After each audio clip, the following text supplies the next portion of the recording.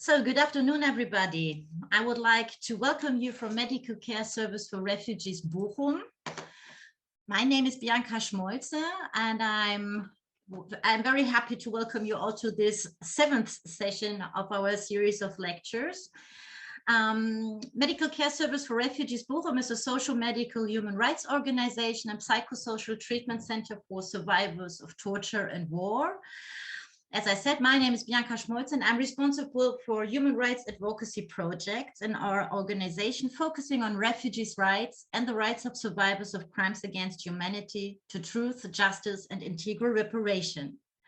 With Medico International and the Institute for the International Law of Peace and Armed Conflict, IFHV, we have 2 excellent cooperation partners in which to realize this digital lecture series on the occasion of the 70th anniversary of the UN Refugee Convention. I also like to thank the Foundation for Environment and Development North Rhine-Westphalia and Rosa Luxemburg Foundation for funding this project. I also would like to thank my colleague Jan-Philipp Graf from IFHV for the technical support today. Thank you very much, dear JP.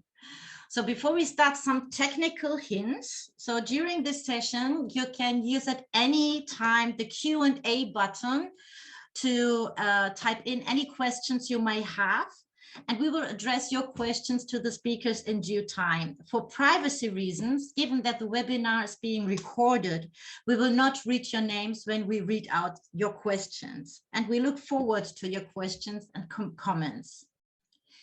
In the frame of our series of lectures, we discussed various aspects of international refugee protection and the global systematic violation of refugees' rights.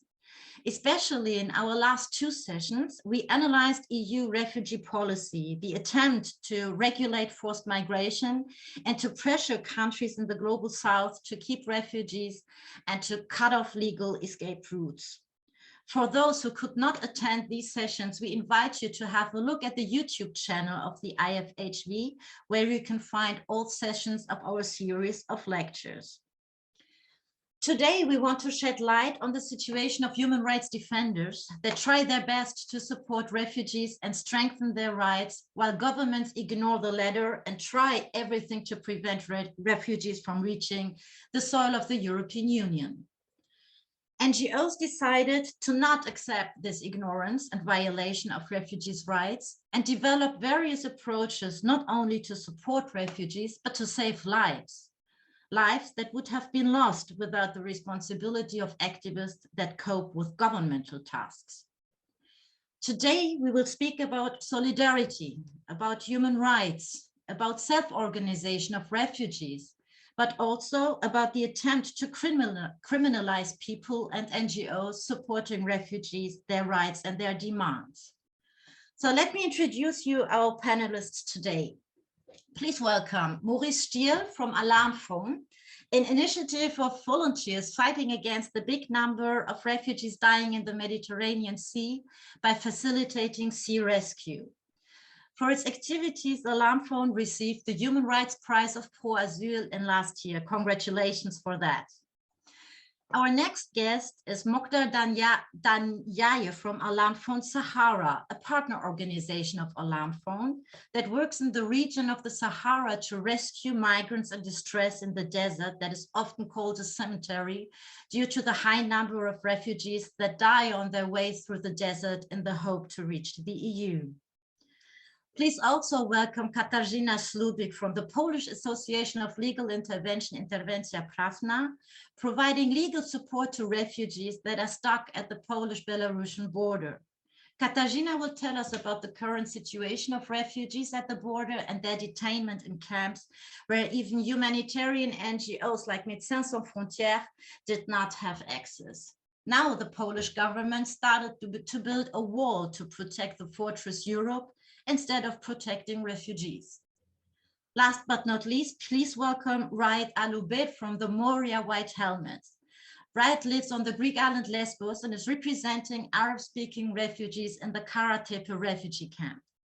Brad will tell us about the living conditions in this new camp that was established in 2020 after the camp called Moria burned down, and the severe restrictions for NGOs and journalists to get access to the camp. Brad will tell us about the activities of the Moria White Helmets, a self-organization of refugees on Lesbos that try to improve the living conditions of refugees in times of pandemic. Thanks to all of you for taking time and doing this webinar today. So let us start to know your organizations better. And I would like to start with Maurice Stier from Alarm Phone. Hi, Maurice. Hello, thanks for having me.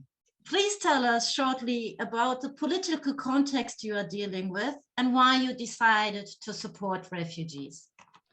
Sure. Okay, so the political context in which the Alarm Phone works is basically the increasing securitization and militarization of EU borders. And of course, connected to that, the inability of many people to migrate via safe corridors, right? This is, of course, not a new political phenomenon or development, but it is one that has become particularly pronounced in the 2000s and over the last decade. So the EU and its member states have developed this very unequal mobility regime where very basically, privileged movements are facilitated while others are meant to be slowed down, deterred, and contained. And this is coupled, of course, then with the ongoing need, or at least, this stands in tension with the ongoing need of many to move and to seek refuge, right? And this is why spaces such as the Mediterranean Sea have become spaces of precarious human movements and, of course, mass drownings and disappearances, right? So in many ways, this is the political context in which the Mediterranean can be thought of as a sort of global fault line, right? Where we see global inequalities and injustices crystallize very clearly.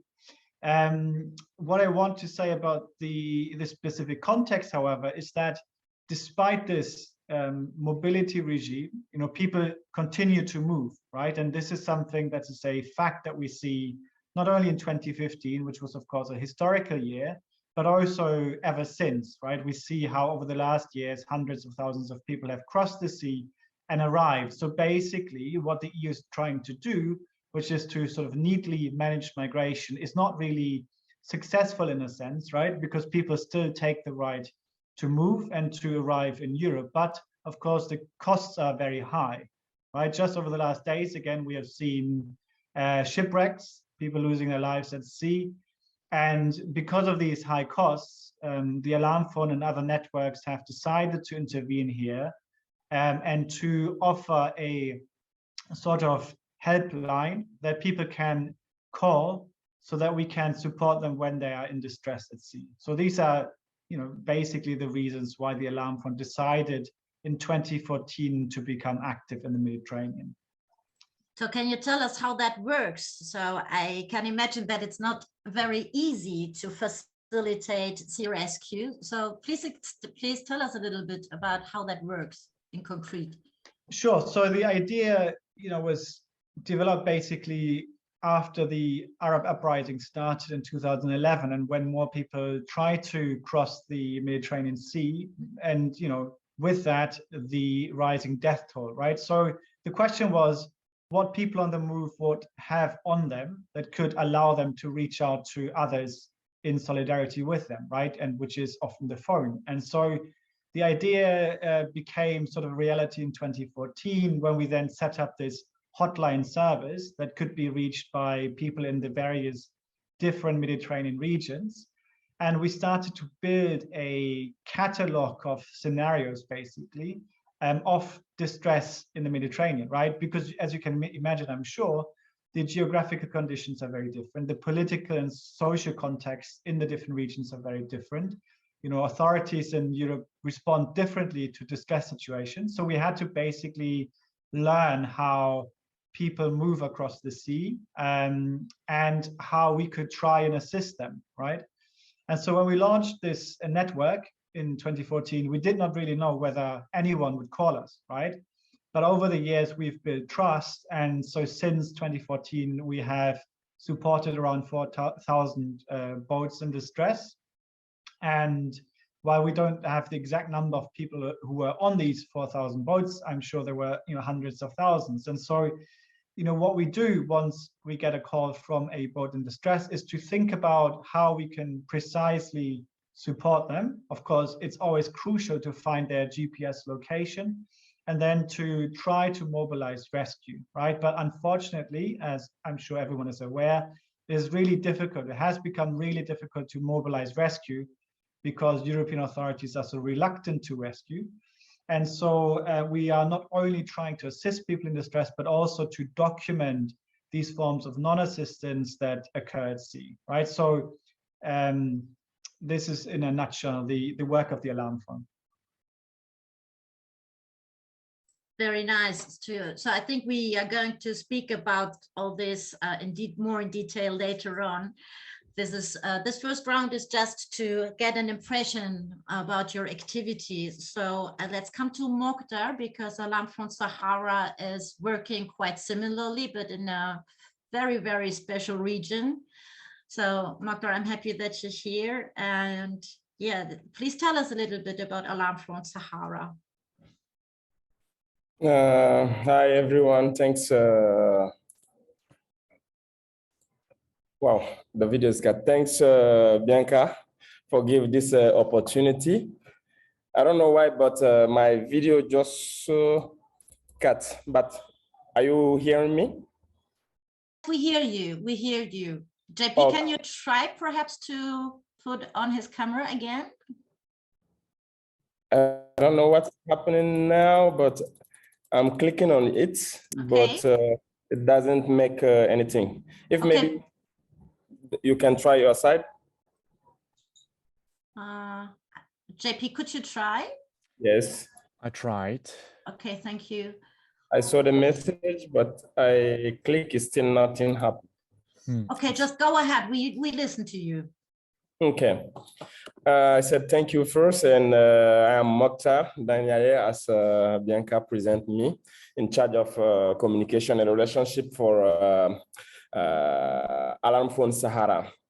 Yeah, Alarm Phone Sahara is a sister project of Alarm Phone General, when that Maurice just right now explained, but the context is a little bit different. Because Alarm Phone Sahara was created after the so-called migration crisis of 2015, with the European reinforcing their borders control. So in the context of Niger, we faced an increasing of death in the deserts. And of course, people were talking about the death in Mediterranean, on other borders, but what's happening in the desert and in Sahara at that time was untold. And also the country of Niger, with the help of EU and its involvement in the local migratory policies, it was created a law named 03615, which criminalized the migration through the desert. And the application of this law, as I said, increased the risks for migrants and drivers in this part of the world, like in the desert of Niger. And also at this same period, the country faced the wave of returnees from Libya by UNHCR. So regarding all those that follow as human rights defenders, and also we are in touch with Alarm Phone, we say, why not try to set a kind of rescue and rise of awareness organization in this part where many people don't have a clue about what is going on. And as I said, initially, we think of dealing with only migration issue. Yeah, but finally, the realities shows us that, okay, whether migration, refugee matter, or asylum seeker, they are all linked because it's about human mobility.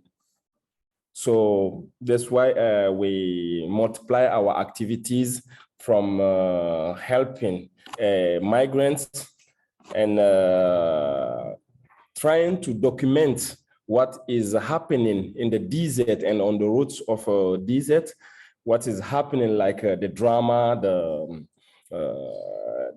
human rights violations and other things. So we document all those things that are happening, and also we try to rescue people in the desert, as Maurice just said, what Alarm Phone was doing on Mediterranean, or I can say on sea. So then we decide to put a system of helping migrants in distress in the desert by using a phone. So this is why we kept the name Alarm Phone, and also in Sahara. But as I will always remember it, the realities are different. On the Sahara or in the desert, we are not able to use the phones as the Alarm Phone in general is doing on sea. So then we find another solution, which is to have a network of people that we call whistleblowers. It's like a person that knows the area, who sometimes they travel in the areas on the routes of migrants. So those people, as they know well the region, they can help. Once they see a car of migrants that is in distress or in some critical situation, then they call us and we try to see what we can do to support. So that's why our motto is sensitize, documentation, and rescue. This is our work, our activity that we begin with Alarm Phone Sahara. Thank you very much, Mokhtar. I think also there will be questions and discussions on that later on. So the next person is Katarzyna Slubik from Poland. So you are working with your organization also at the Polish-Belarusian border. So can you tell us, how is the situation there right now, and what is your NGO doing to support the refugees there? Thank you, Bianca, for having me.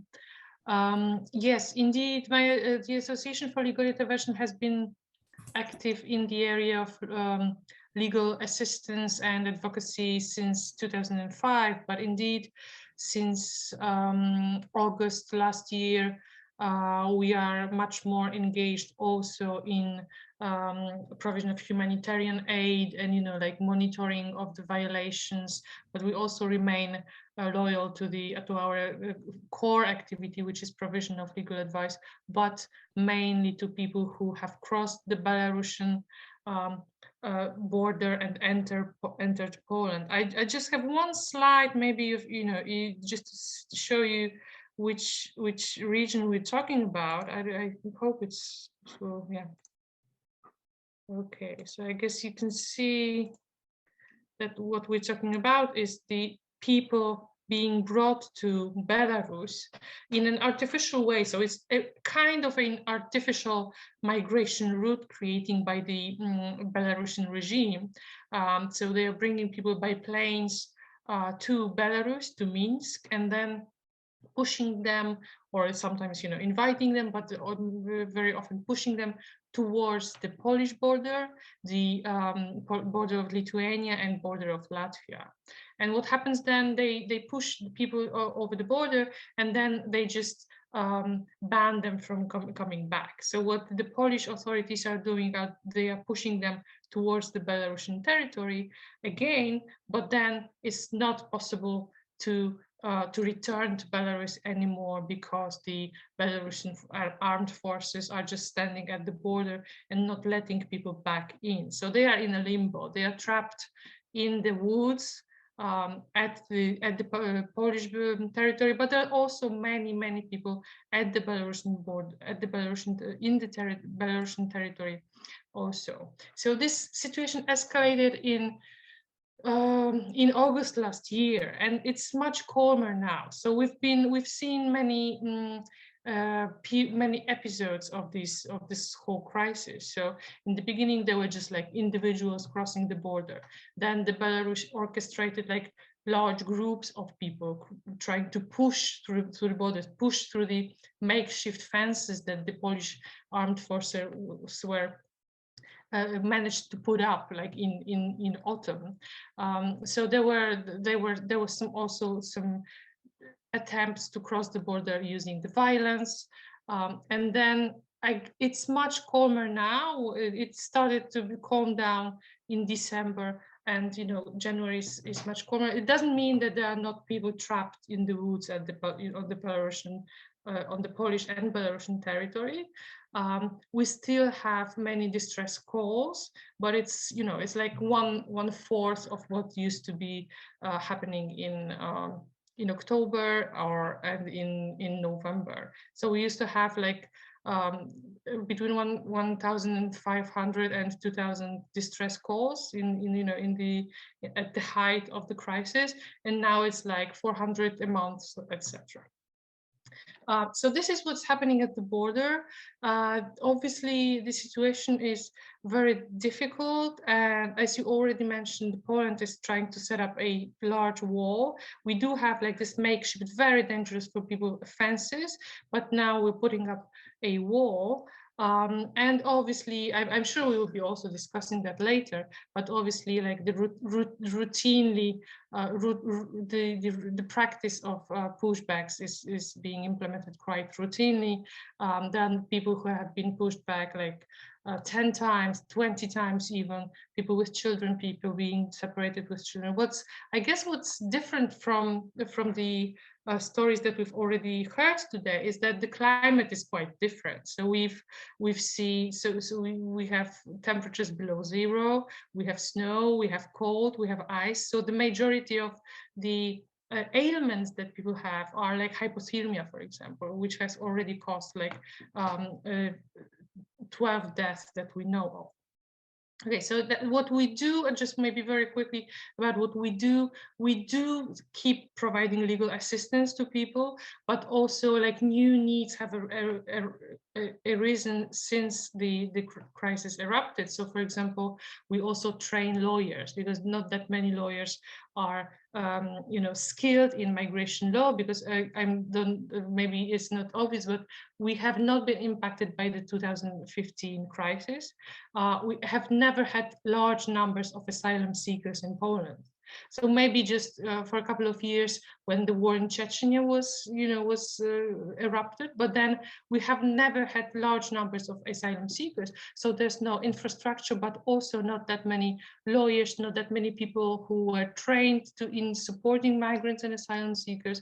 So this is the job that needs to be done at the moment, right? So we also train many people. We are also engaged in provision of like direct humanitarian assistance, which is quite difficult at the moment as the government has introduced an emergency state at the border zone, and it really is not that easy just to approach people. So only people who are living in the border zone can approach these people, and we can just really assist from farther away. Thank you. So in the media, it was we can hear and read that a lot of these refugees in Poland are now detained in camps, and that there is now the access is not as easy, so even more difficult than as they were living in the woods. So how do you have access to the people? Yeah, I would say this is scandalous, but I guess that the situation is a bit easier once they are in detention center, because when they were trapped in the woods and nobody could access them, even when it was food or water or blankets, it was much more difficult. And even humanitarian, like strictly humanitarian aid organization, as you mentioned, Médecins Sans Frontières, were not allowed to enter and provide medical assistance to these people. So once they are in detention, at least there's just a roof over the head, and at least there's some medical assistance, right? So people who are really seriously ill, and many of them, even those who were really healthy, once they entered the woods, after weeks in the cold, everybody becomes really sick. So the situation is a bit easier, and I know how it sounds. It shouldn't sound like that, but the situation is a bit easier once they are in detention. And this is it's obviously difficult to reach them in detention, because there's just this sudden rise in numbers that nobody was prepared for. Not the border police who manages the detention center, and also not the organizations. So we now are visiting very regularly two detention centers, and we have like 1,000 people, under our care. So it's a bit easier because we know that they are at least safe. But it's, the new challenges arise, like with access with legal assistance, getting to a psychologist, getting, like the extensions of their stay in detention. So there's just like so many small and large violations, abuses that we see every day. But I guess that this still is an improvement, because you have to realize that when we were supporting more people in the woods, so the situation was very often, like they were asking for asylum, and they and us, we were trying to support them. There was like this situation. Do we even apply for asylum to the border police? Because we know that the reaction of the border police will be just to throw us away, over the fence to the Belarusian territory where people with arms are. So it was really it was really just, that there was no way of applying for asylum, no way of any kind of recourse, no kind of legal measure that you could use. So at least the situation is more or less under control, with new challenges such as dire conditions in detention arising. Thank you very much, Katarzyna. We will also speak further about your activities, because you're doing also very interesting strategic litigation cases. So this is also a very brilliant part of your work. So let's come to Right. Right lives on the Greek island Lesbos in the refugee camp Karatepe, and is leader of the Arab-speaking community there, and is working with the Moria White Helmets. So Right, please tell us about the situation in this new Karatepe camp, and what activities the White Moria Helmets do to improve the living conditions in this camp. First of all, thank you very much for inviting us about this webinar, and it's an opportunity to us to reach our voice and for our community everywhere, as we are refugees. As everybody know, the situation right now in the new camp, it's difference between the old Moria camp before parent till now. A little bit it's good. We enter in this camp 2,800 since September last 2020 till now, and we have around 2,000 of refugees. A difference between the huge numbering before in old Moria camp, reaching more 24,000 of refugees. We are supporting other refugees. We are here for helping them, learning, advising as much as we can, as we are part of them. I'm the Arabs community leader, including in my job. I am the founder also for the Moria White self-organization, which we are built in Old Moria camp. So many questions, people they are asking why you make this self-organization. As we have a good background, good skills, so we came because of the war as Syrian refugees. Because of the war, we left our country looking in a safe place to continue our life, and we are looking in a good place, comfortable place to end our life in peace. It's very easy. As refugees, we should teach and learn ourselves by ourselves. We face a lot of problems in Old Moria camp, as everybody know. Big problems we face it, especially before we build this self-organization. The bad conditions, bad situation.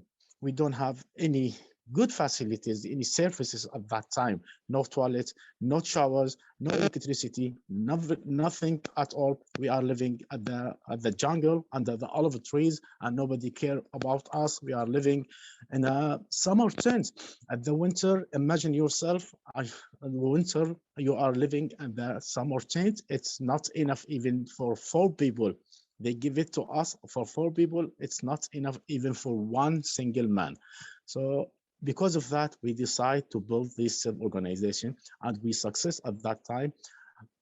Also, when the most of the NGOs left us in a bad condition with a lot of garbage here and there, we try to collect it, and we success at that time. We collect a lot of tons of garbage in Old Moria camp, and we approve that through our social media, our Facebook page. You can contact us, you can follow us and see our activities at that time till now in the new camp.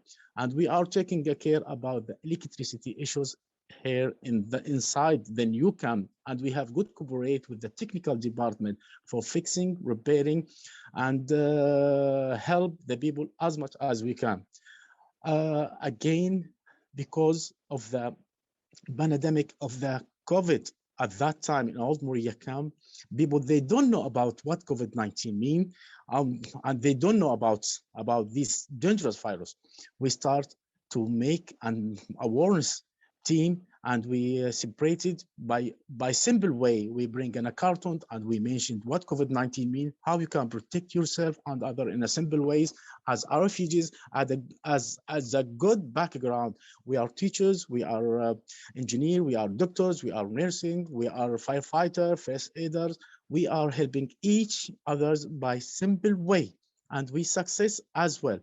Also, we are missing the important things and the services like the treatments at that time. The duration for the clinic, what we have in Old Moria camp, it's a very short period. They are from 9 till 5, and we face a lot of problems after 5 during night. Stabbing, attacking, rapes, fighting. Even the police, they cannot control about these things. And we help as much as we can as a first aiders, because we have a good background to call the ambulance with the cooperating with the police, and to evacuate them from their tent to the police station, and from there we call the ambulance to evacuate them to the main hospital in Mytilene, and we success also at that time. And one thing and important things, the violence comes very, very high. Between June and July, we lose more 6 victims. They died already because and stabbing, attacking, because the police, they cannot control about that. And this reported by US embassy in Greece. They reported already 6 victims reported. This is what we know about that in 220. Before Moria camp burn, we face again, we shared that we face a lot of problems. When Moria camp burn also, we try our best. Most of the NGOs, they left us in bad condition at that time, and we try our best to evacuate the people, especially the people who lived outside the camp. What I mean outside the Venice of the camp, because of the big numbering of the refugees. They are make like structural building by wooden things, and they stay there without facilities, without anything, without any services. And we evacuate them, and we told them, don't take anything. The important things, what we can, to go to the street, to the main road, and we evacuate them, especially the pregnant women, the killed children, the vulnerable people, to the street. And we are there in a stuck more 2 weeks. Nobody cared about us at that time. And a lot of people, they came after, journalists, articles, many things. They came and we report everything. And we have it in our Facebook page, how we support, how we serve, how we help our communities at that time. After that, we enter to the new camp, the new Karatabak 2 camp, Movarani, 12,800 of refugees. From the beginning, at the last winter, we face also a lot of problems, especially for the electricity. And we are living at the tent, summer tent, which is provided by UN, and it is not enough for the people, especially for the families and the kids, and missing all the things in need, like services for showers, for toilet, and the electricity. For the electricity, we start to build our team and help the people as much as we can, and we success at that time for helping them. Since that time till now, we are helping. And we have also some classes for our children, for our kids. We are teaching them, learning them the alphabet, Arabic alphabet, not to be forgotten, and English language and other language in Old Moria camp and in the new camp as well. So we are looking our rights, and even we send 3 opening letters to the European country, and the last letter we are asking about animal rights, not human rights, animal rights, because the animal they have right for shelter, and the animal have right to eat, to drink, to everything. And unfortunately, nobody reply about our letters. So what we are looking for in good places, with good facilities, with comfortable places as a human being, to respect us, to be part of the society, to continue our life in peace, in a safe place. We are dying, and our message, as always, we share it in our voice. The refugees, they are saying, we are waiting how to die. This message, we share it in Old Moria camp before, and in the new camp, we want, and we, as we have a dream, as we have a hope to continue our life in peace. This is what we need. So this is our voice for everybody. Thank you for being here, Raed.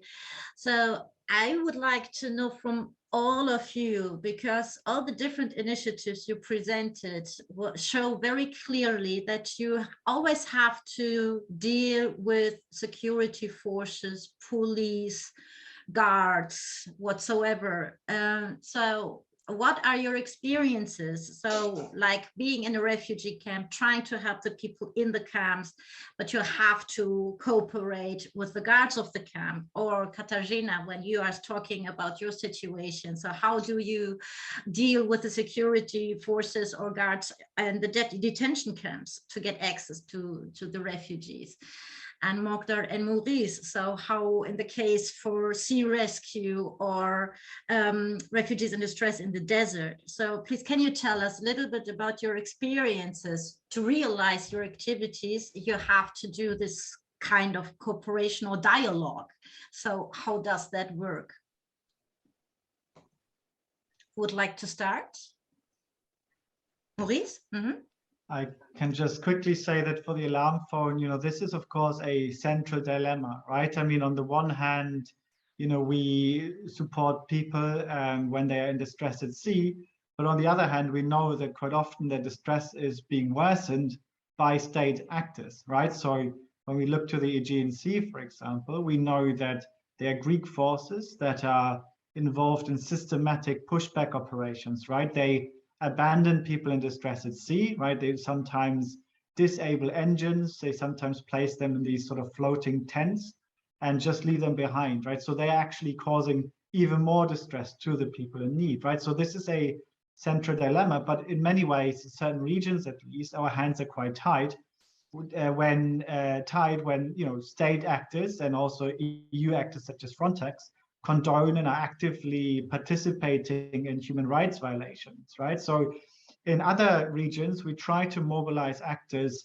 who could assist when the so-called rescue coordination centers fail to coordinate rescues, right? So in the Central Mediterranean Sea, for example, we have a range of cases where we try to inform the Italian authorities or the Maltese authorities, and they often do not even respond. I mean, it's a running joke in the alarm phone that the Maltese Rescue Coordination Center would not even pick up the phone to receive distress calls, right? So it just highlights the dilemma. And fortunately, in this region, at least sometimes during the year, we have civil rescuers at work, right, who at times can try and do the rescue. And we also have civil aircraft, right? So we have Seabird, for example, or Moonbird, civil aircraft that are flying over the space to try and find migrant boats.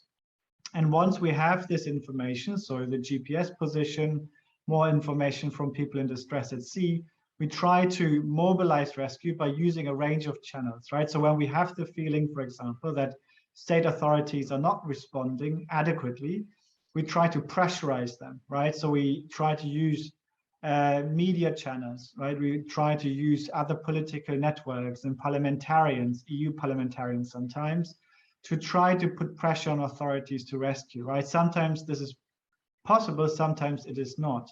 And sometimes, you know, we are in situations where the authorities themselves are then directly coordinating interceptions with third state authorities, such as the Libyan authorities, right? So it's a very complicated situation which we are in, and sometimes our hands are quite tight. In other situations, we can try to mobilize a whole sort of solidarity system that has been created over the years, right?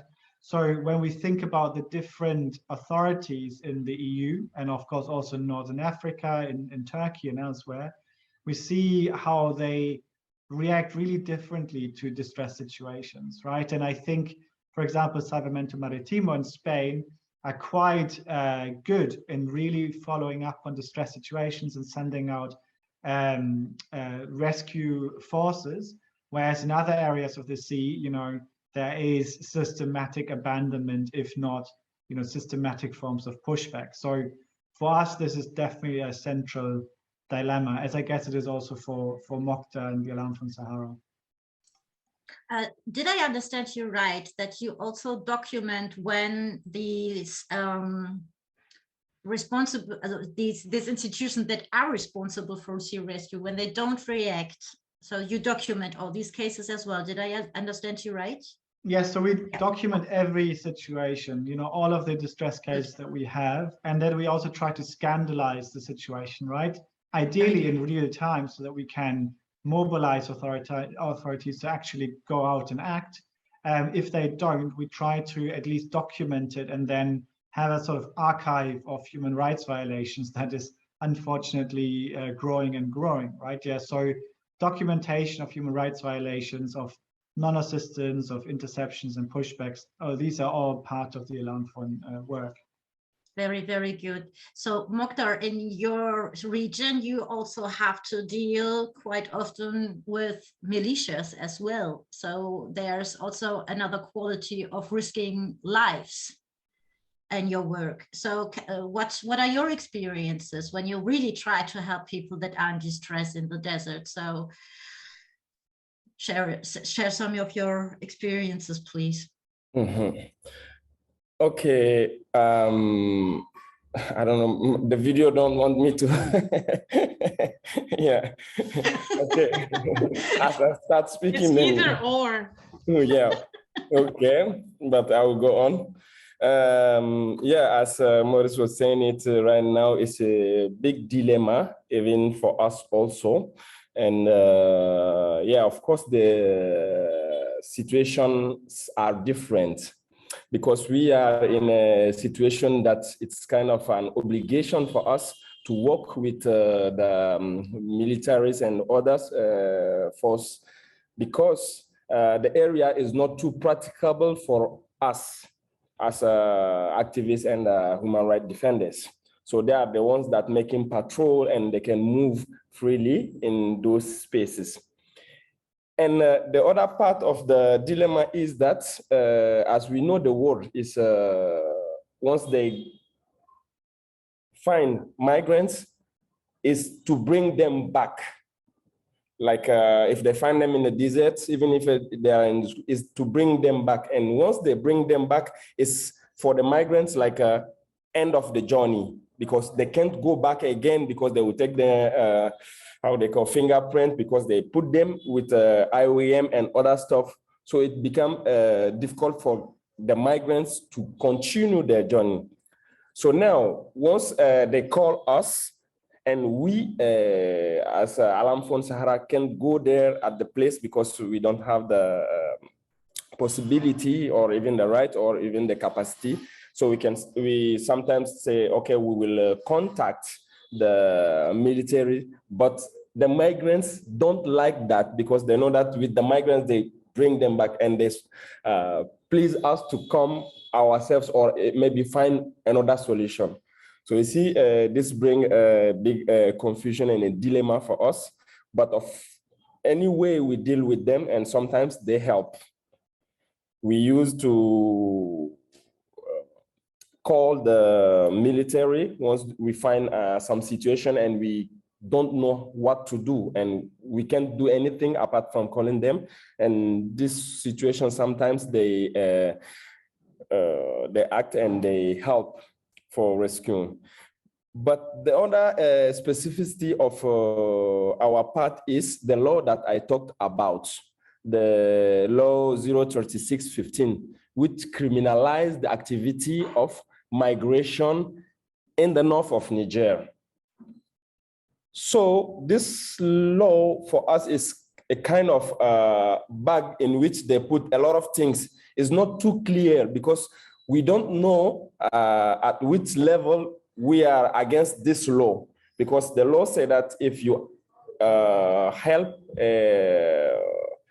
migrants in irregular situation for going toward north or whatever, so you are against the law and you will be jailed or something like that. So the problem for us is that we don't know at which level we are against this law, because sometimes by trying to help migrants to continue their journey, or maybe even to rescue them, it maybe look like we are helping them to continue their journey. So that's a point that make the situation very difficult for us, and it's very different with the other parts, I think, because there is a special law, and this law is not too, I can say, too clear to know at which level you are against the law. Mm-hmm. So that's kind of that's a very important that's a very important aspect. So the criminalization of refugee support, we are also going into detail a little later. Mm-hmm. There's a very concrete question from the audience to Alarm Phone and Alarm Phone Sahara, so therefore I will put this question right now. So how do refugees on the route know that they can call Alarm Phone or Alarm Phone Sahara, and how are they technically able to call from the sea or the desert? Okay. Maybe another point that for me it's important to bring back here is once we talk about migrant and refugee, sometimes it make a kind of difference, because the refugee and migrants on the status are different, but for us it's the same, because they are all seeking for protection or maybe find another a better life. So the refugee in Agadez, they are in the camp in Agadez and near Niamey. They are the camp in which they are living, Hamdallah and Agadez. So we used to get in touch with them, or sometimes we organize activity like a conference or a kind of a meeting so that they join. They came and we discussed with them, and we try to give them voice, because first of all, what is going on is that UNHCR give the refugee hope from Libya to bring them in Niger. But once they came in Niger, they stayed almost 2-3 years without any solution, and the condition of life is very difficult. And our problem as a human rights defender, even with our own population, is that Niger itself is a very poor country. The living condition of the population even is complicated for them. So it's difficult to make the population understand that, okay, those people are in need, so you have to understand them. Because I can give an example. In the camp, you have at that time maybe 3,000 refugees in the camp. In Agadez, you have almost about 1 million people. So in the camp for the 3,000 refugee, you have 10 doctor, like 10 medicine for the refugee. Where in Agadez itself, for the whole community, they don't have more than 120 for the whole community. So you see the comparison. And once the population look at the refugee, for them, because the situation of the population is very low, so for them, the refugee are maybe in good condition, because maybe they have always at least a meal per day, and they have a place where to stay.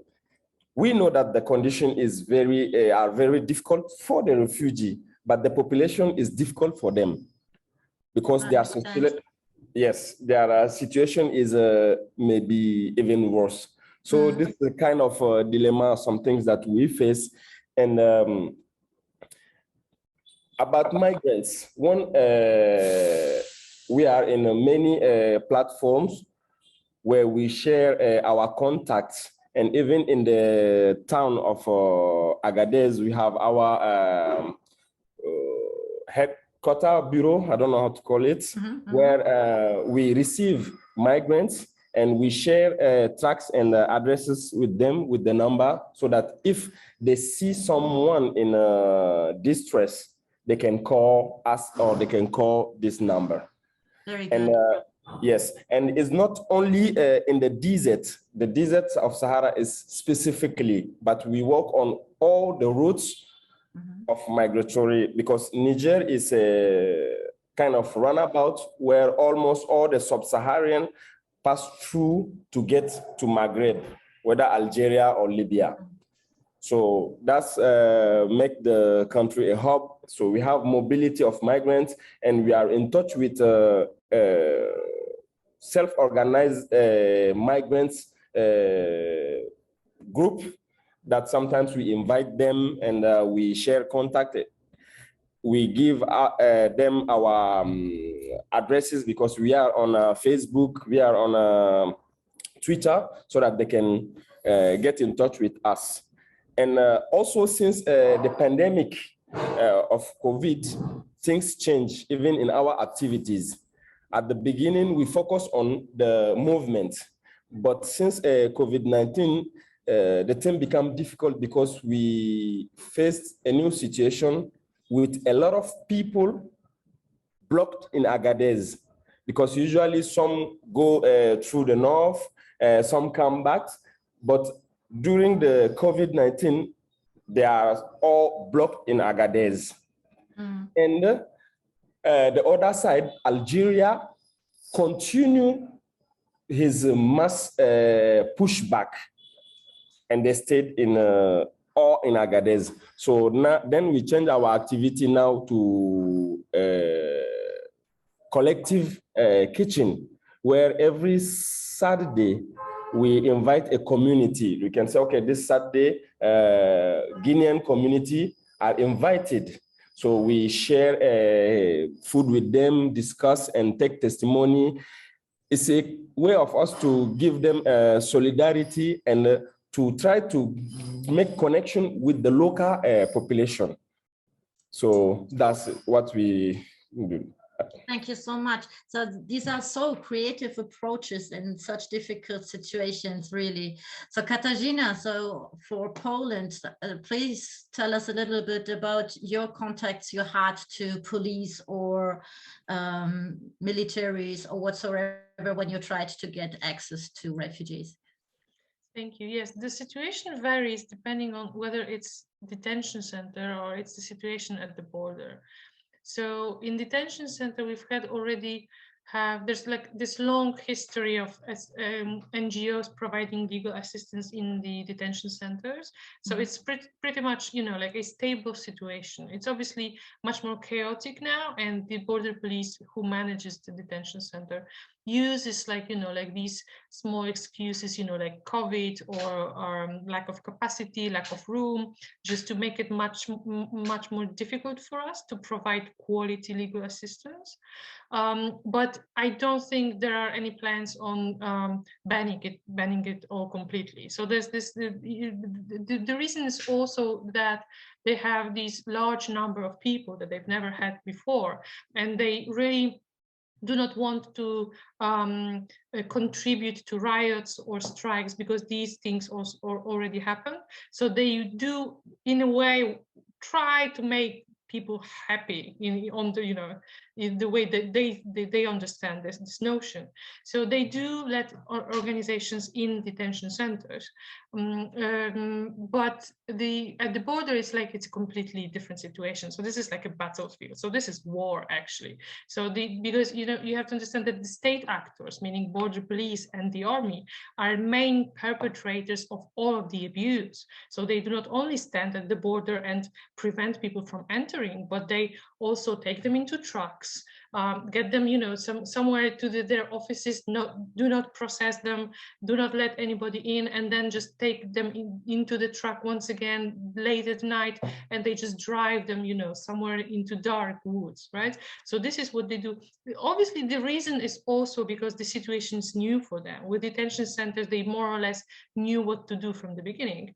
And with the border situation, it's really new, and they've received these political orders of do not let anybody in at all costs.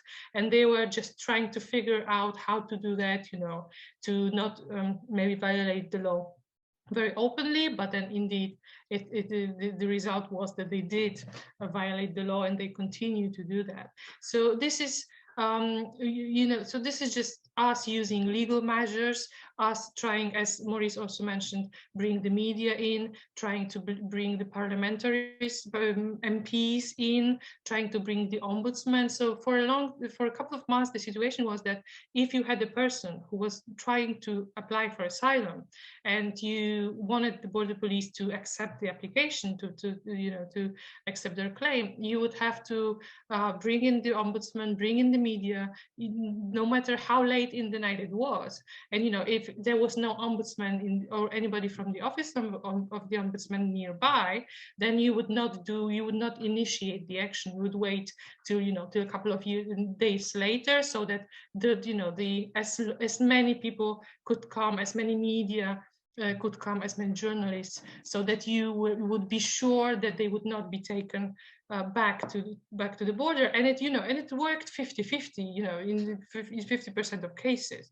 So there would be situation when all of us, with the media, with the MPs, would be standing in front of the border police facility, trying to get access to people who as their representatives, as the MPs, just trying to monitor the facilities which they have the right to, and the border police would just bring people back somewhere at the back of their facility, and they would just drive with two cars just to mislead us, that they go this way and the other car goes that way, and then within a couple of minutes people are back at the border, or like just in dense woods, or just somewhere in the stream, in the water. So that's just the battlefield, right? Good description for that, really. So right up to you, because you also have to deal with difficult people in order really to improve the situation for the refugees in Karatepe. So can you share some experiences with us? Yes, for sure. We will be honestly, the security in the new camp, it's very good right now. We don't have any accident, we don't have any incidents, any things else, as we have it before in Old Moria camp. In Old Moria camp, we have totally around 25 or 30, you can say 30 policemen. Now we got more 300 of policemen, plus we have previous security. We are taking care about all the violence inside the camp. So we don't have any problems in the new camp, but we should take care about ourselves, as we said from the beginning, to serve ourselves by ourselves. It's very easy because we are experienced. We have good experience and good background in before, because of the war. For example, as Assyrians, the war is not finished since 2011 till now. It's not finished. Even we got more experience because of the war. So we should, and we have to deal about the problems, how we can find it, how we can solve it. And in need, we can cooperate with the authorities, with the security, with the police inside the camp. So we are refugees at the end, and we should follow the Greek government rules, their procedures, their rules. At the end, we are here, not to the end, sooner or later we'll not be here, even to move to the mainland as people they hope, or to move to other country, to the Europe country, as we wish, as we hope to continue our life in peace. It's very easy to us. Yes. So it means when you try to have, or when you have new ideas on how to improve the living conditions in the camp, and you want to present this idea to the leaders of the camp, so you don't confront any problems, they give you the opportunities to realize the ideas. Because we approve. Okay. Because we approve that we can deal with the problems, and we have good trust from all the communities inside the camp, and we have good cooperation right now with the authorities, because we are showing everything to inside the camp and for outside the camp. For example, we are cleaning inside and outside the camps. We have one time per week, and sometimes good cooperate from the municipality of Mytilene. We have permission to go outside to clean the main road, which nobody cleaned it before. Sometimes in Old Moria camp, we clean also as well. From the mayor of Mytilene, we take thanking letter from him, and we got 3 thanking letter from the municipality of Mytilene because our activities. As we have a good cooperation with the technical department for our activities inside the camp. Our team members, the electricians, they are working 24 hours. They not sleep anywhere in helping people. We have many calls every day for fixing, for repairing at the blue zone, at the yellow zone, at the green zone, on the whole the camp inside with the people, and they are very, very happy for our activities. So we are trying the best for everybody, for helping them. This is main priority for us. That is good to hear, even though we also have to think about what is behind that, perhaps politically. Okay, so let's come to my next question to you, because I think that is also what you share, even though if you are working in very, very diverse contexts. But I imagine that every one of you and your organizations, you observed massive human rights violations or even crimes against humanity.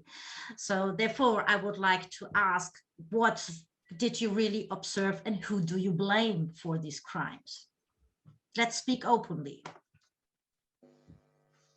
Who wants to start? We're going the round again, like Maurice starting.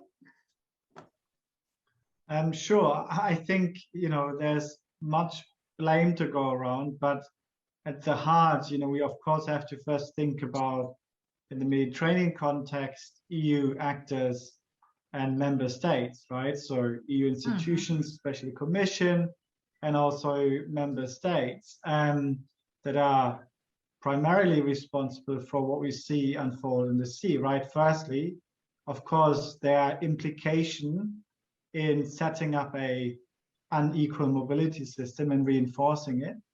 And then, of course, also withdrawing from rescue operations and really focusing on issues of security and border protection, right? So we see in the Aegean really systematic forms of pushbacks, as I mentioned earlier, and these pushbacks are carried out also with, violence. So we've been reported that people were beaten, that people were tortured, that their documents were ripped apart, that their money was stolen, that they were shot at, that their boats were disabled, and so on, right? So there's such a vast catalog of human rights violations. And then, of course, we also see how some of this violence is supposedly externalized or outsourced, right? So, for example, in the Central Mediterranean, we see how the EU and member states are really trying to bolster and create this interception force, right? The Libyan interception force, right? So they pretend that what they engage in are rescues, but of course they are sort of abductions at sea, right? They are trying to capture people who are trying to flee to a place of safety and return them to detention centers in Libya, where we all know how horrendous the conditions are, right? And we see how people are being sold after interceptions into these prison camps, where they are being enslaved, where we have systematic forms of torture and rape. And so basically all the horrendous things that we see stem from this incessant desire of Europe to deter the people from reaching a place of safety, right? So this is what we observe pretty much every day at sea, right? And so this is not a sort of exception. This has become absolutely the rule and this sort of cruel normality at sea, right? So what we can do is try to prevent some of that and document some of that. But of course, the struggle is really difficult when we have these state forces that they are so able to get away with whatever they are trying to do, right? So there's very little, very few repercussions for them, and they can work or act largely with impunity. And this is why actors such as the NGOs or Alarm are so important. But of course, it's not enough to really prevent people from dying and people from experiencing these human rights violations. Thank you, Maurice, for these clear words. Does anyone want to add something to that? Yes, can I add something? Sorry, right, as first Mokhtar, then you, okay? Okay. So. Okay. I wanted, I would like to add something, but before to add what about the last question, on the difficulties to get in touch with the refugee. Yeah, I maybe forget to mention that even in Niger also, it's kind of strategic for them to set the refugee camp far from the city, so that people will not know too much what is going on. And even if you want to get in touch with the refugee, it's very difficult for you. I know this because I worked as a fixer for almost 3 years, where I put in touch the refugee with international journalists and other academicians with make research. So I make a good contacts. This is what helped me to get in touch with the refugee. But usually they put them far away from the country, from the town. Let me share, if you agree. I'm not sure if you are seeing it. Can you see yes, my? Yeah, we can see it. Okay. So this is the camp in Agadez in 2018 when they start building it. But in the beginning, here are the refugees. They were in a small house in Agadez. You can see me, I'm in the middle with them. So this is how I get in touch with refugees. We are all brothers, so we are always together. So that's why I have an opportunity to talk with them or even to invite them. But apart from that, it's very difficult to get in touch with them because they are, I can say this, send them in a place that is complicated for us to get in touch with them. So this is a thing that I wanted to add on this first thing. And second, your question, Bianca, who do we blame? Mm-hmm. Yeah, we as activists and militants for human rights, we blame all or everyone that have responsibility in mobility governance. So from our local authorities to regional institutions like ECOWAS to EU and UN. but the specific blame is the EU with his policies, because EU invests a lot of money and push the countries to help them to control the human mobility from south to north. They invest billions to militarize the borders. So our blame is toward EU, because they are big responsible of the human rights violation. We used to say that it's kind of a delegation of human rights abuse. EU don't want those human rights to be abused on his ground, but EU deal with other countries like poor countries to stop the migrant and refugees, so that the abuse of human rights would be out of his land, if I can call it. And many examples shows that EU don't care even if the regime is whether democratical or a dictator, in the way that the regime will help EU to make his bordering controlling. Yeah. There's no problem. That's so right. That's the thing. For us, it's like so they subcontract the other countries to get the human rights abuse on their ground, instead of instead of making it on in Europe, or I can say toward the global north. So finally, I will say our blame is specifically towards EU policy and his way of involvement in the country's migratory policies. Because even the law that I'm talking about is financed or funded by EU and UN. So that's what we discussed in our last session. So thank you for this very clear words, because this is also part of the series of lectures to highlight the responsibility and the accountability of the EU, that we must hold them accountable in any way for all these crimes against refugees.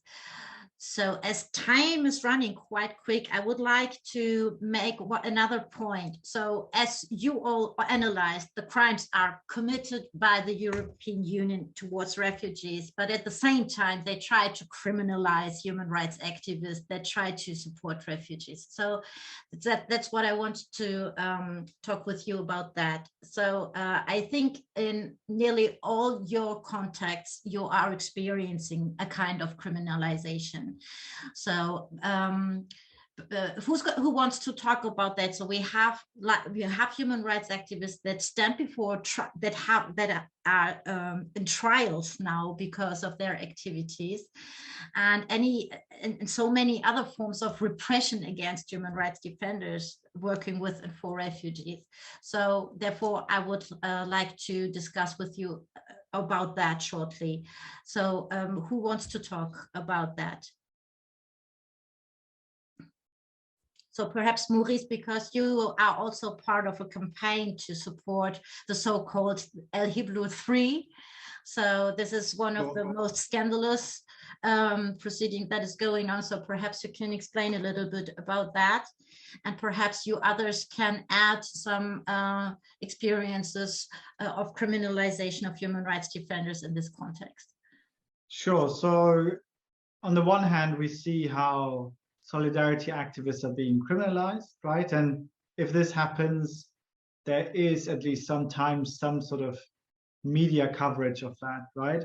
What often is not really covered is when people on the move themselves are criminalized, right? Mm-hmm. And we see how this is done more and more, and it's absolutely mad what we see everywhere, right? In Greece, for example, we have a father who lost his son at sea, being criminalized for taking the son with him across the sea, and then the boat capsized and the son died, and he's being punished for that, right? And he faces 10 years in prison. We have other people who are deemed to be boat drivers. You know, they are also just people on the move trying to cross the sea. They happen to be at the steering wheel or at the engine, and they sometimes face 200 to 300 years in prison, right? So we have an insane sort of effort to criminalize people on the move. And we also see how people are being criminalized who try to defend themselves against illegal activities, right? So the campaign that I'm involved in is called Free the LERRN 3. So the LERRN is basically a merchant vessel that rescued a group of 100 and over 100 people off the coast of Libya, and then, you know, wanted to push them back to Libya, right? Which is against international laws, the laws of the sea, because Libya is not a port of safety, right? And so when the refugees, when the people on board realized that they were being returned, you know, the migrants and refugees became panicked, right? And they wanted to convince the captain to move toward Europe instead, right? And so there were 3 really young guys, aged 15, 16, and 18 at the time, who were able to speak a bit of English. And because of the skill they had, they mediated between the migrant group and the captain. And so convinced him to steer to Malta, right? And when they reached Malta, these 3 teenagers were imprisoned, and they still face charges of terrorism for having basically just mediated between them, the groups, and, you know, translated for them and so on. There was no violence, which has been confirmed by everyone, but still they face these charges of 3 years after they landed in Malta, right? So for the 3, you know, their livelihood is at risk, you know, their futures are at risk. For 3 years now, they've, you know, have to fear that they might end up in prison for decades, right? And so this is just one shocking example. Yeah. And it's really important to say that there's a solidarity campaign in support of them, and it's still ongoing. And in March, there will be also events in Malta to really condemn these, the treatment of the 3 by the Maltese authorities. Right. Do you have any experiences in your work on Lesbos that activists or refugees are criminalized for their activities?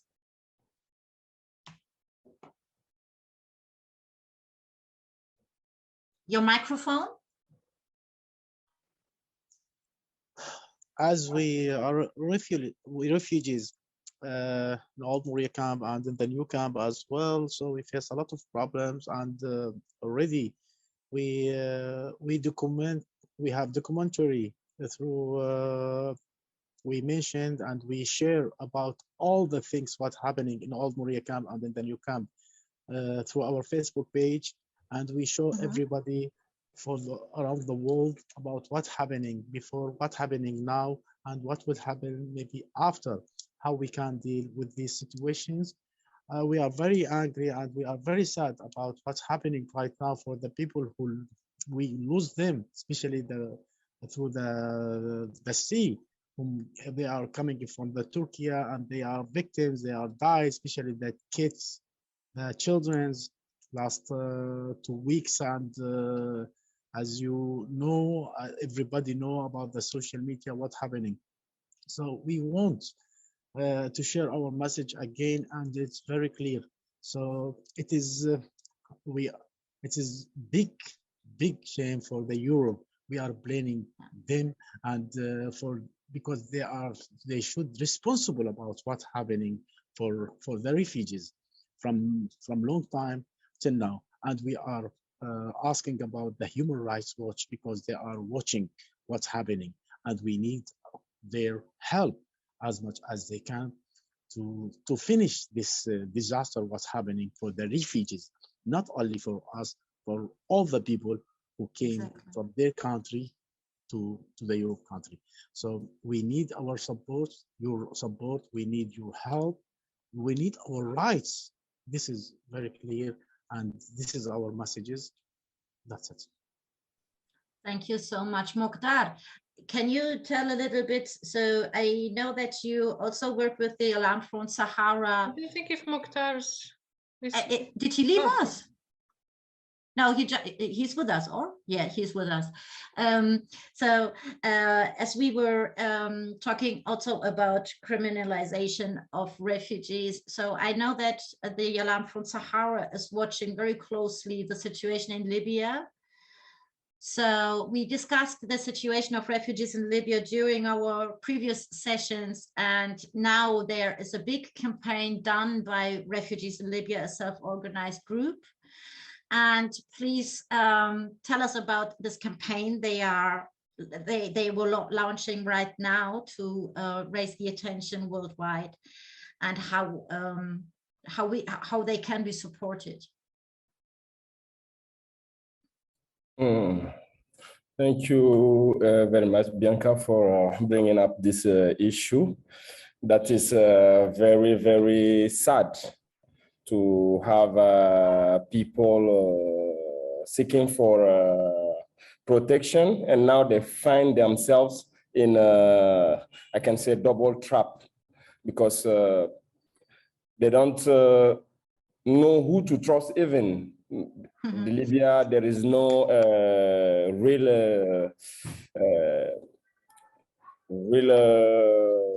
authority, if I can say. There are militia and everything. UNHCR are making calling also to help them to evacuate them. At this point, I don't know by today what's going on, but I think that trying to rise up the voice on what's happening in Libya could help a lot to evacuate those thousands of people. And for me personally, it remember the same wave the Niger faced in 2017, because it took almost 2017, almost 3 years or 4 years before they've been resettled. And many things happen to them badly in Niger before some will be resettled. So it's the same wave that is going to come back. I know that they will finally maybe find out to evacuate them, but they will evacuate them towards the south, which is unfortunate. Because that's why I say it's a kind of the same wave that coming back, because once they bring the refugee from Libya in 2017 in Niger, from 2019 they are over. They have even a big protest where all the camp get burned. And many times the refugee, young women and with children, decided to go back to Libya instead of staying here, because some say that, okay, they just confused, because like this is even better for them in Libya than in Niger. So my point is, yes, of course, we have to push, people have to support, to raise voice for a refugee to be evacuated in Libya, but to be evacuated where? Not in other situation or in other case that is maybe worse than what they are living in Libya. Yeah, this is what I maybe have to say on this point. So for all the participants who wants to follow that, so there's a hashtag going on, evacuate refugees from Libya. Under this hashtag, there's a lot of information, or you use the hashtag refugees in Libya. So this is the self-organized group, and there you can get a lot of information and you can support it.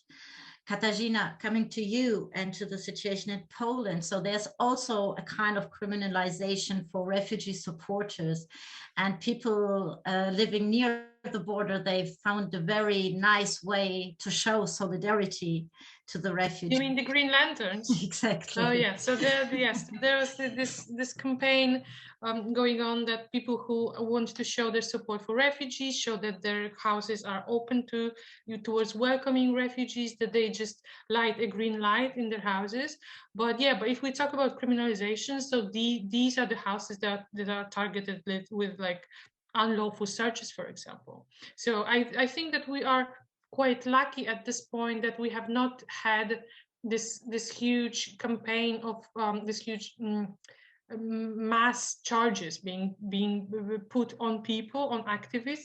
We do have refugees being criminalized a lot, so there are many charges, and we are representing a couple of refugees who have faced charges, but we have not yet had judgments. And since this situation is quite new, so far before the crisis, we've only had criminal cases of people who would be like smuggling, sort of smugglers. And this situation is quite different. So people are just, you know, crossing the border on their own without having anybody on the other side. So it's yet to be seen what the line of, you know, of the jurisdiction will be for these asylum seekers, for these refugees who are being now faced with charges at the moment. And for the activists, there's just a lot of intimidation. So there are not that many charges. There are small fees being paid here and there for entering the emergency zone without the permit. There's a lot of intimidation, you know, entering people's houses, harassing people in their cars, stopping cars, you know, repeatedly, you know, on your way. You know, you have 100 meters to go, and then you're being stopped a couple of times.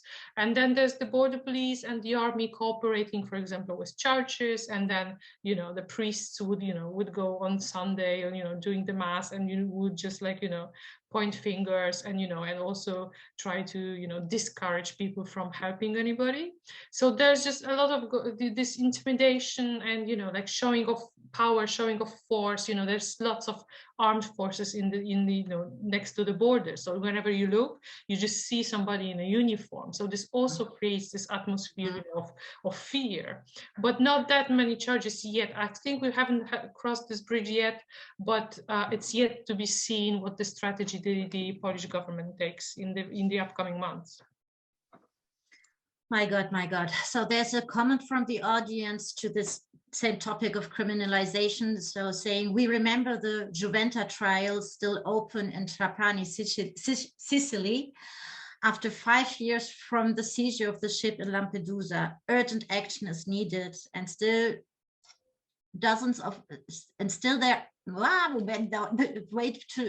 urgent action is needed, and still dozens of missing in Sicilian channels. A place of safety is denied today to MFS geobarons while people die abandoned at sea. So there's so much, as you can imagine, this session can only touch the surface of all these aspects, but we wanted to give the possibility to human rights defenders to express themselves publicly and to tell what's going wrong. But of course, we cannot touch all the important aspects, but that shall be an invitation to the participants to get more concrete information. So please stay until the very end, because we are going to present a slide with all information how you can support the organizations here present. So how you can donate to them, or how you can find more information about their organizations. So please stay until the end. I would like to take a comment from the audience in regard to Karatepe. So, hello, to clarify, Karatepe is not the new camp that was set up to replace Moria after it burned out. Karatepe has been operating for many years, at least since 2018, when I was working there, and is set up for family with better facilities than other camps, generally speaking. Greece, it is my understanding that the new camp has been set up very far from the main city, Mytilene, so that asylum seekers cannot access the town easily, with obvious consequences on them to get what they need, like food, health services, etc. And the host community, particularly business, which have lost clients. Right, do you want to comment on that? Do you want to say something about that? Your microphone. The new Karatepe camp, Movarani, it was military area. It designed it before for military area. It's not camp. Okay, just to clarify that. So we have Old Moria camp and we have Karatepe Old. already they relocate them to the new camp, and we have this Movarani. So we enter as I repeat again, we enter 12,800 since September 2020. Now we got around 2,000 of refugees. For entrance to the camp, going out and come inside. So the person, he has permission to go outside and enter the camp one time per week for 3 hours. Sometimes, because sometimes 2 times per week, from Monday till Saturday, 3 o'clock. So Sunday it's off, closing totally 100% on Sunday, not allowed to anybody to go outside or enter the camp. Through the auspices numbers, he should have ability to go outside and come back again. So it is very hard procedure for us, but we should follow the rules. We should follow, these procedures. Because of the pandemic of COVID, this happened. Okay. And as mentioned again, also maybe nobody know about that. Since October, the people, they cut their cash cards, which came before from the UN, and the UN last December, they cut this cash card for everybody inside the camp, and the government taking care about this cash card. They make registration for everybody, not only here in Lesbos, in all Greece. Till now, the people in Lesbos, they didn't take any single €1. So because of that, they are missing the services for this cash bank account cards for all the people inside the camp. They are asking about that. Until now, we didn't receive any reply. Unfortunately, we don't have a reply. They say soon we will help the refugees as much as they can. As they said, they give 2 months. After next month, they will give an extra 2 months. But till now, we didn't give any. We didn't take any single euro for everybody who has permission for this cash card. Mm-hmm. So yes, this is what I can say about these things. Any question? Yeah, so not a question, but I have I would like to make like a final round of statements. So I would like to please you to take the opportunity to formulate what you demand from the European Union, from the UNHCR, from the responsible authorities you have to deal with. So just take this chance to publicly declare what you demand from them. Katarzyna, would you like to start? Oh, sure, yes. So I guess that my plea would be to the European Union, just to not walk away from the values that are, that were created, that are the foundation of the European Union. So stop pretending like there's EU values and there's migration, like these are 2 separate things. They are not. So just remember about the law that you have and just use it. Stop, thinking of ways of, how to derogate the provisions that you already have. You have the provisions, just make sure that everybody implements them correctly. Just, stop turning your back from people who are at your borders. Thank you. Thank you. Mokhtar, would you like to continue, as the focus is very, very much on the European Union and all this? So what is your perspective? What is your main demand to which stakeholders? Okay, thanks for the opportunity. First of all, I will start with the UN, which is, I think, a mandate for well governance in the world. Is to take the situation as serious with respect, because I would like to say almost or the majority of the refugees in the world are trying to run away from whether war or terrorism or some kind of repression. And in the other hand, you have the Global North is the responsible of creating those guns and bullets. Like, just to sum up, I want to say almost all the refugees are running away from the bullets and guns that are created from the Global North. So I think UN should take this case serious and think really about it. Toward EU, my demand is to be at least honest. To be honest, what I meant is Europe should not forget her or his own history. Almost those institutions that we're talking about, whether IOM, UNHCR, they were created because of crisis that happened in Europe. It's because of Europeans because it's after the Second World War and order that those organizations were created. So Europe should remember her history and to be honest with the other population. You can't do the same, I don't know how to explain it. You can't sack or avoid people to come towards you and say that you are trying to help them.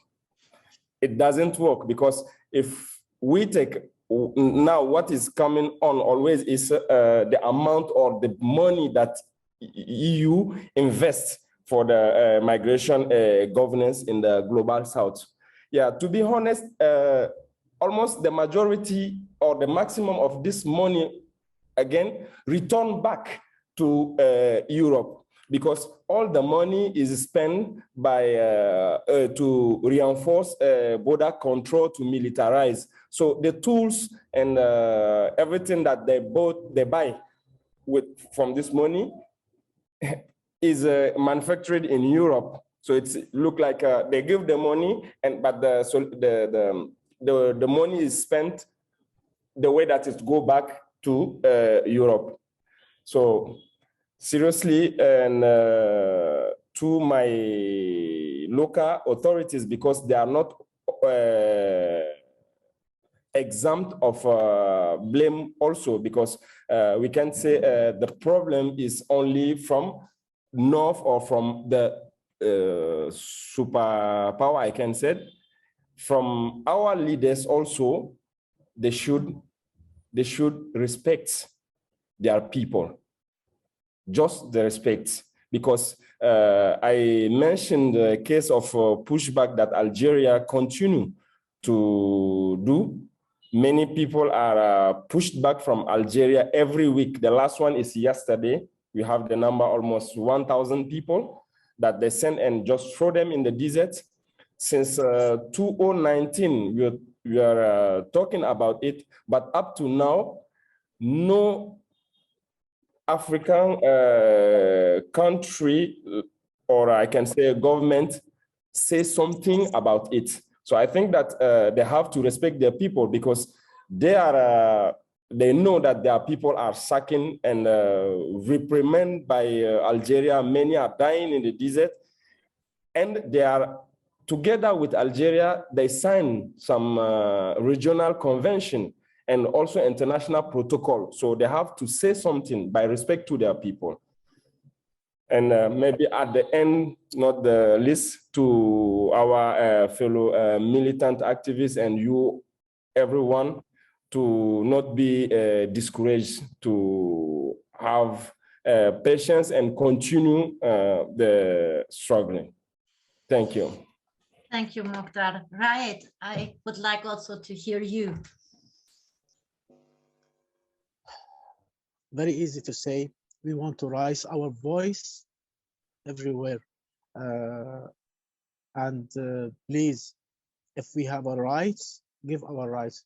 This to Human Rights Watch, please give us our rights as a human being, with full respect, with full consideration to all the EUE, all Europe countries, to the all actors, help us, evacuate us to continue our life in peace and safe. to be a member of the society to continue our life. It's very easy to us. We don't need money. We don't need anything. The only things what we need and a safe place to continue our life with good facilities, with comfortable places. This is the things what we need. Thank you. Thank you so much. Maurice, you're the last. Sure. So I think, it's connected to many things that others have said already, but, quite often, we hear that there are calls for the EU to do more, right? And to end death at sea. And for me, this is sort of problematic because it portrays the EU as a sort of passive entity that is simply watching people drown, right? But instead, I think we would ask the EU not to so actively create the conditions in which people are drowning, disappearing, and dying in the Mediterranean Sea, right? The active creation of these dangerous paths, and then also, of course, the systematic non-assistance of people in distress at sea, the criminalization of rescuers, of solidarity activists. And so I think what is needed, I think what Mokhtar said in the end is really important, is to have more connected social and activist groups that sort of collectively try to resist the European border regime and these very restrictive migration policies. And I think we also really need to acknowledge that struggles around migration are at the very core of social justice today, right? So I think, struggling around migration is not only tied to the issue of people moving across state borders, right? But it is tied to reimagining the world even, right? How we can create sort of global commons that are not sort of separated by state lines. So we have to, I think, really challenge the ways in which sort of the world is being ordered currently, and how sort of violent borders are manufactured in many ways to create a very sort of hierarchical and colonial organization of the world. So I guess this is maybe needed. What a last final word. Perfect. Thank you so much. So I hope that we could to at least speak about the most important aspects in this regard, being human rights defenders fighting for the rights of refugees. And I hope that this session can be a sign of solidarity and also of connectivity, so that we all connect and get a bigger worldwide network to raise refugees' voices.